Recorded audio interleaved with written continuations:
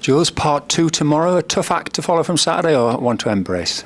I think you have to embrace it, really. It's important to try and follow up what was it turned out to be I don't think how you could have beat the performance and the celebrations at the end and the positivity around the place. It's important to back that up with a win tomorrow.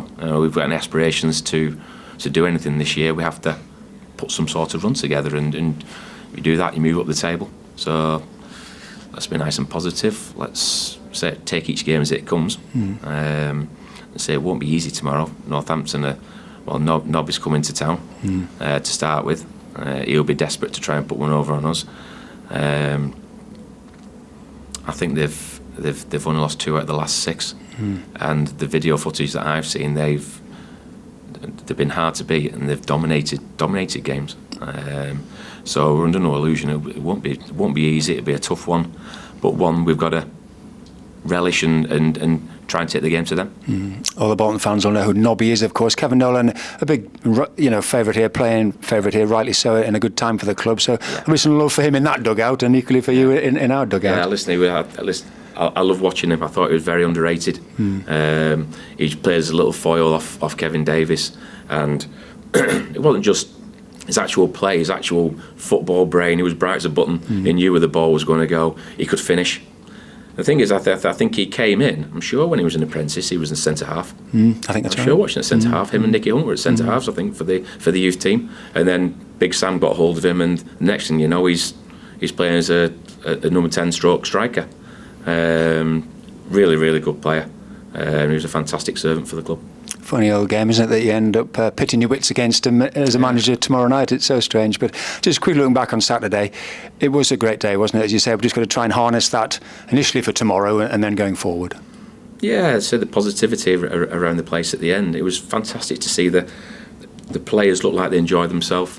You could see them all celebrating and dancing away with the fans. The fans, well, they were going mental all especially the second half. The noise that came out of there. But we're going to need that. We're going to need that for the rest of the season. Let's all pull together. Said there's a long way to go, and there's lots of points to play for, and keep being positive. Some good players in there, like I keep saying. It's a case of how we get the best out of each individual and how we get the best out of the team all together. I'm sure that if we can harness what they've got, they can shoot up the league.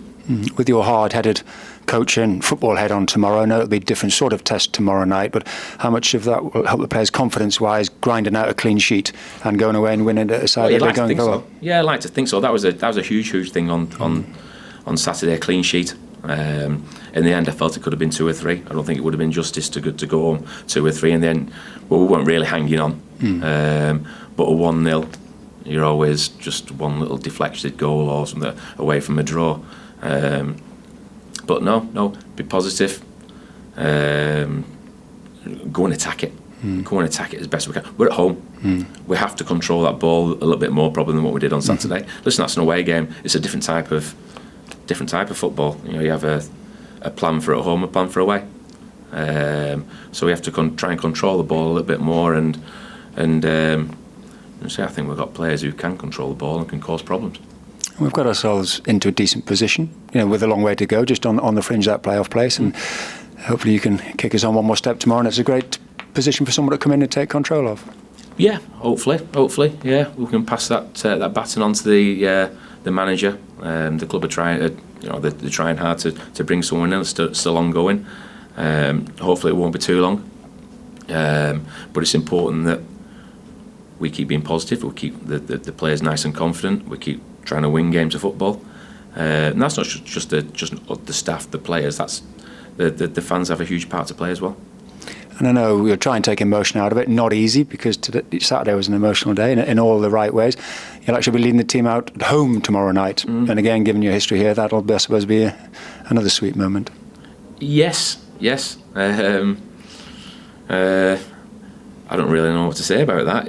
I haven't thought about that, to be honest. Yes, it's at home. Will there be 20,000 odd there? Yes.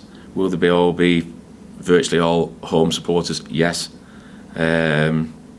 Let's hope we'll give them something to shout about on a cold January evening. You certainly have, and did on Saturday, and I know you've had lots of good wishes from people, haven't you? Now that's meant a lot to you, and Yeah. it would be great if you could complete the job without putting too much pressure on come Tuesday night. Yeah, that'd be the ideal. That's the plan. Whether that actually works out, we'll find out tomorrow night. But we'll try and set the team up best we can. I'd like to think they come into it full of beans, confident, and you just got to try and be positive and get another 3 points. You got any more family members? Any other little ones? Bobby enjoyed his day on Saturday. In bed tomorrow night, so that won't be happening tomorrow. No, my wife's come to this one. She didn't go Saturday. My daughter's coming as well. I think my brother's coming, my sister's coming. So there'll be a few of us there. Good. A few of us there.